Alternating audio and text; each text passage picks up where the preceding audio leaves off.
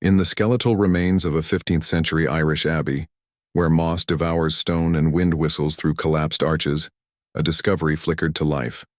A manuscript, brittle as a saint's bones, buried beneath a floorboard gnawed by time. Its pages whispered Prophetia Pontificum, the prophecy of the popes. But this was no familiar copy. The Latin script, jagged and feverish, diverged from the Vatican's sanctioned version. Phrases bled into margins, hinting at popes unnamed, disasters unrecorded.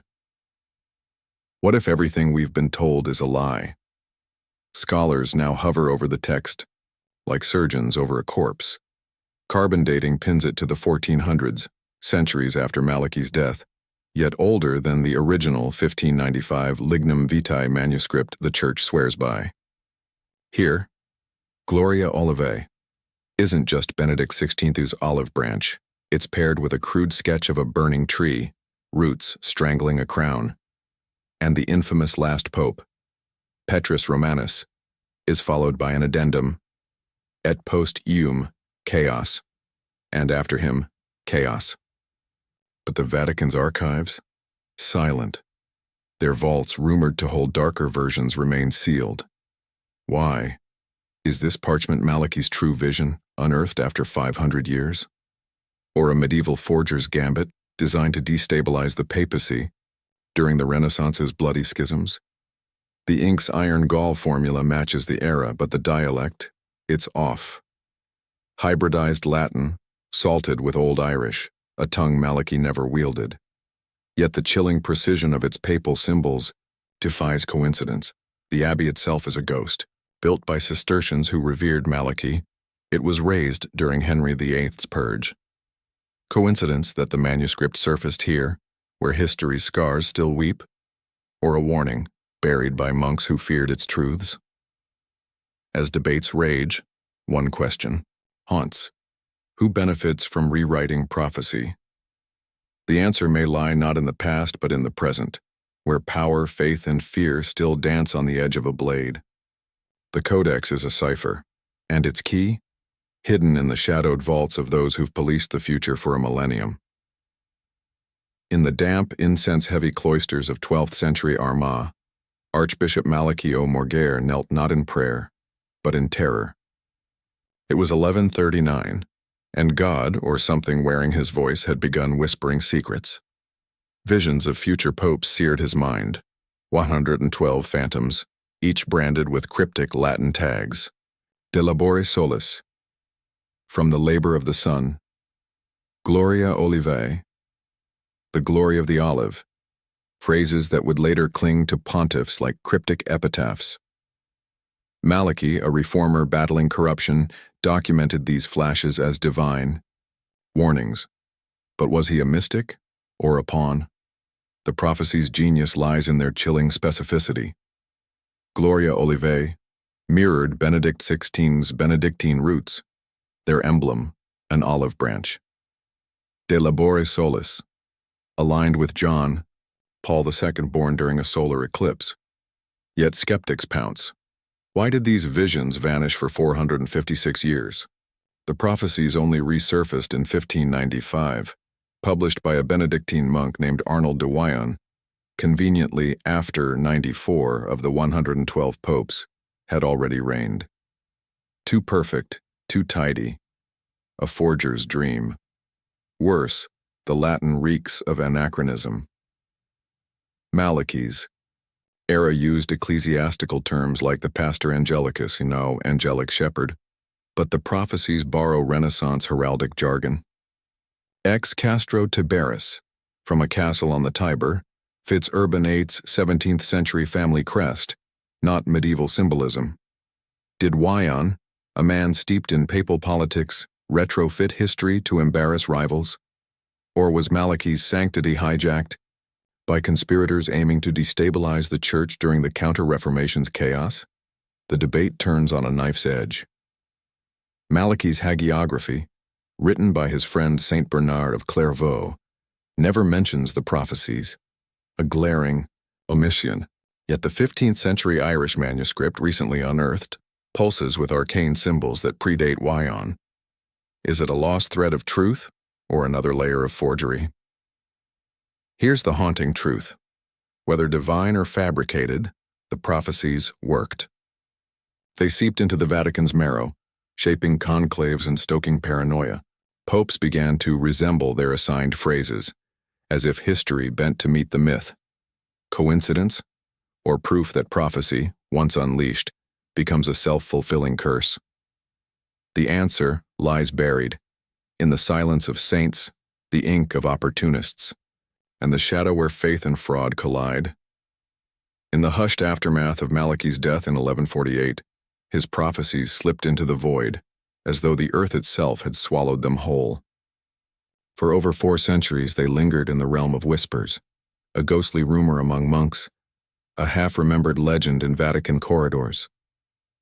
Then, in 1595, as Europe teetered on the brink of religious war, a Benedictine monk named Arnold de Paix emerged from the shadows clutching a manuscript that crackled with divine menace, the Lignum Vitae. Within its pages lay the prophecy of the popes, resurrected with eerie precision. But the timing reeked of theater. By 1595, 94 of the 112 pontiffs listed had already reigned, their lives and symbols meticulously mapped to Malachy's phrases. Too convenient, hissed skeptics. Had Wyon, a scholar with access to centuries of papal records, stitched together a forgery tailored to the past, a prophecy in reverse. The Lignum Vitae itself is a paradox.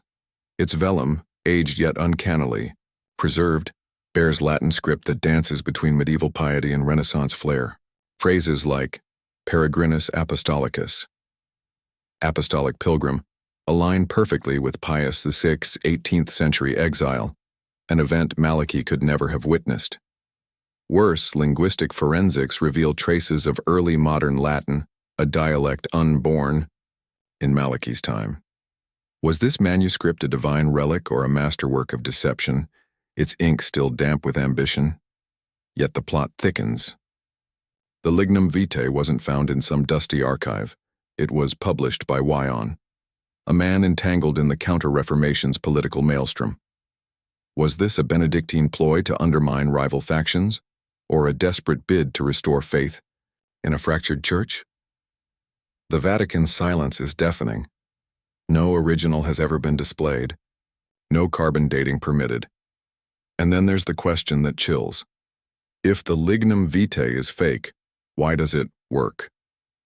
Popes began to mirror their assigned mottos, as if history itself bent to the prophecy's will.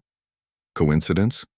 Or proof that a lie once believed can reshape the truth? The manuscript's pages, brittle with age, hold more than words. They hold a warning. That faith, when armed with the right story, can birth its own reality.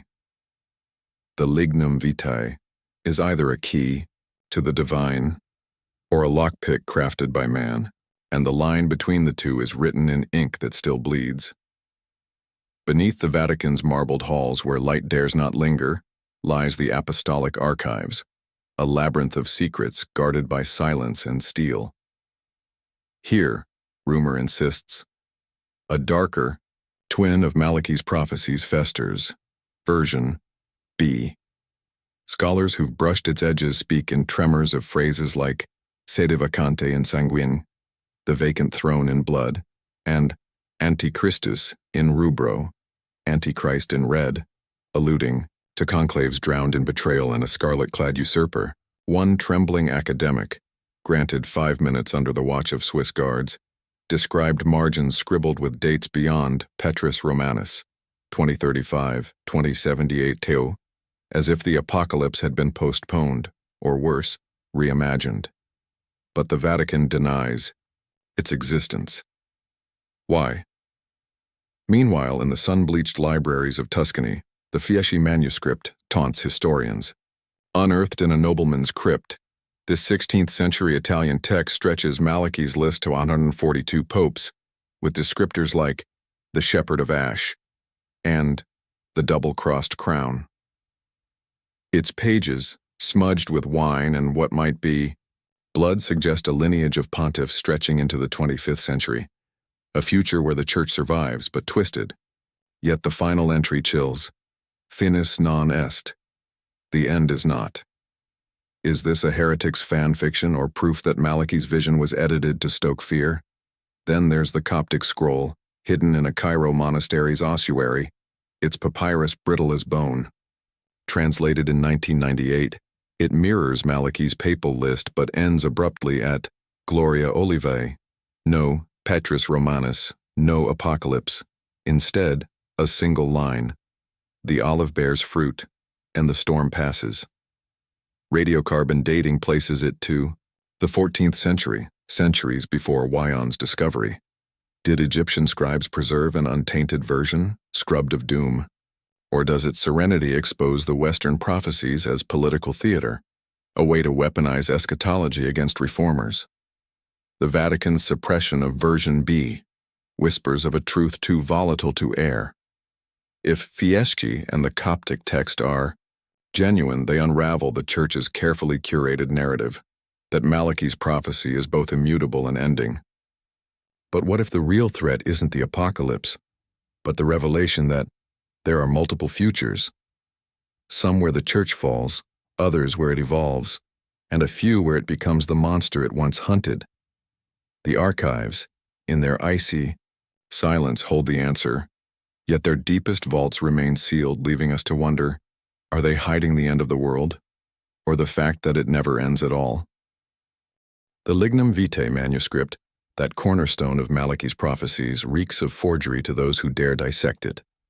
Buried in its Latin verses are phrases like aquila et lilium, eagle and lily, a blatant nod to the Bourbon dynasty's 16th century heraldry, symbols unborn in Malachy's 12th century Ireland. These anachronisms are no accident. They are fingerprints left by shadowy hands in the Reformation's chaos, when anti-papal factions sought to fracture the Church from within. Imagine radical clerics, cloaked in anonymity, etching doom into parchment. Popes will fall and their crowns will shatter. A prophecy weaponized, not prophesied, but the conspiracy didn't die with the Renaissance. In 1944, as Allied bombs rained on Munich, a fire coincidentally gutted the city's library, incinerating a contested Malachy manuscript rumored to name the true last pope. Was it war's collateral damage, or arson by those terrified of its truths? The ashes yielded no answers, only whispers. Today, conspiracy theorists stitch threads between that blaze and modern cabals. Freemasons allegedly hoarding a version C in Swiss vaults. Opus Dei operatives hunting a Coptic scroll that rewrites the apocalypse. Even the Vatican's silence fuels speculation. Why suppress texts if they're mere myth, the darkest truth? Malachy's prophecies, forged or not, have become a self-sustaining Ouroboros. Each act of suppression, each lost manuscript feeds the legend. We are left chasing phantoms, wondering if the real conspiracy is time itself, and whether history's greatest forger isn't man, but the relentless hunger to believe. In 2021, beneath the vaulted silence of a Knights Templar chapel in Malta, a team of archaeologists brushed dust from a stone cipher hidden for centuries, a labyrinth of symbols etched by hands sworn to secrecy. The carvings, whispers claimed, charted a path to Malachy's lost writings, buried before the Church could purge them. But as torches flickered over the enigmatic script, a question lingered.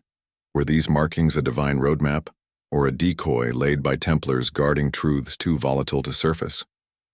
Meanwhile, half a continent away, digital sleuths pieced together a puzzle of ash and fire. Charred fragments of a 13th century manuscript, salvaged from Avignon's scorched archives, were fed into neural networks. AI clawed at the voids, reconstructing. Lines like "Why the shepherd's crook will splinter," phrases that vanished when the papacy fled to France.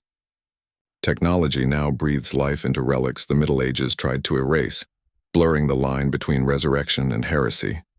But the most tantalizing clue lies in Prague, where a reclusive collector, shrouded in rumor, has dangled a Wyon manuscript before the world's hungriest eyes. Its pages, allegedly penned decades before Arnold de Wyon's Lignum Vitae, purportedly name popes unknown to history and horrors unrecorded. The bidding war is a silent storm. The Vatican's envoys cloaked in deniability clash with shadowy private buyers, oligarchs, cultists who see prophecy not as scripture but as a weapon. Radiocarbon tests suggest authenticity, but the collector's motives curdle the air. Is this the Rosetta Stone to Malachy's true vision, or a masterwork of fraud crafted to exploit the desperate? The stakes are apocalyptic. If the Malta cipher or Avignon's digital ghost reveals a different endgame, the Church's grip on Malachy's narrative crumbles. If the Prague manuscript is genuine, it rewrites not just the future but the past, exposing centuries of manipulation. Yet in this hunt, every discovery breeds darker riddles. Who buried the truth and why? And what waits in the shadows, eager to claim it? The answers, like the originals themselves, remain just beyond reach, taunting us with the dread that some secrets are meant to stay lost. In the cold light of forensic scrutiny, Malachy's prophecies unravel like a frayed noose. Carbon dating exposes the rot beneath the vellum. Ink pigments from the 17th century stain medieval manuscripts, their chemistry betraying a timeline as fabricated as the verses themselves. One parchment, hailed as Malachy's text, was scribed with iron gall ink mixed with gum arabic, a cocktail popularized centuries after his death. Even language betrays the ruse. Linguistic autopsies dissect phrases like impastor angelicus, angelic shepherd, revealing syntax infected with early modern Latin, a dialect unborn in Malachy's Ireland. These aren't prophecies, they're palimpsests, layers of forgery written by hands that knew too much history to be holy. But why let the lie fester? The Church, ever a maestro of myth, may have tolerated the fraud as a controlled burn, a way to channel apocalyptic anxiety into manageable allegory. By endorsing Malachy's list as symbolic, not literal, they transformed doomsday into a parable, a story to humble the faithful. Yet the suppression of alternate versions, the blood-drenched version B, the serene Coptic scroll, hints at darker calculus.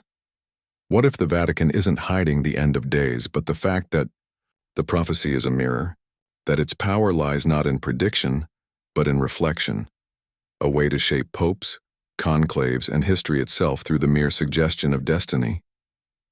The skeptic's verdict is damning. The secrets aren't about protecting truth, but manufacturing it. Each burned manuscript, each locked archive, tightens the Church's grip on the narrative.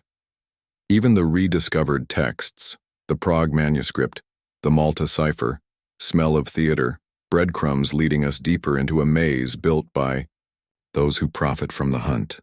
The greatest conspiracy isn't the prophecies, it's our need for them. A need the Church has weaponized for a millennium, letting us chase shadows while they hold the lantern.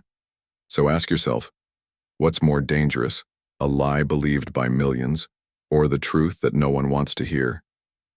The answer, like Malachy's legacy, is written in ink that refuses to dry. The question hangs like a dagger over the Vatican's gilded halls. Are Malachy's manuscripts divine visions, or the oldest con in history?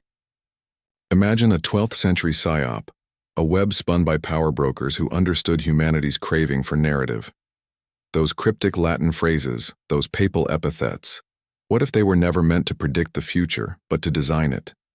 To mold conclaves, crown saints and tyrants, and steer the Church's fate through the mere suggestion of inevitability? The prophecies mirror a puppet master's strings, tugging popes to fulfill their assigned roles, as if destiny were a script written in hindsight. But the haunting truth cuts deeper. Whether forged by medieval schemers or whispered by God himself, Malachy's words have become a collective dream, a shared delusion that bends reality. We see it in the digital age. TikTokers dissect quatrains for AI apocalypses. Billionaires bid millions on lost manuscripts desperate to own the future. The prophecies endure not because they're true, but because we've made them ours. A 900-year feedback loop of fear and faith, where every war, plague, and algorithm becomes a verse in Malachy's unwritten canticle. So here's the final twist. Sharp as a scribe's quill, Malachy's greatest prophecy isn't about popes, fire, or the end of days, it's about us, The fragile, ravenous thing inside humanity that clings to stories, to secrets and saviors, because the alternative is unthinkable. That chaos reigns, that no one holds the map. The manuscripts locked in vaults or ash are mere MacGuffins. The real revelation is our refusal to let the story die, even as we bleed it dry. The next time you hear a whisper of Petrus Romanus or see Nostradamus trending, ask yourself, are we decoding the end or rehearsing it? The answer is written, not in parchment but in the pulse of every believer, skeptic, and seeker. Malachy's legacy isn't a warning, it's a mirror. And in its glass, we don't see the future. We see ourselves, terrified, magnificent, and forever writing the script we cannot stop reading.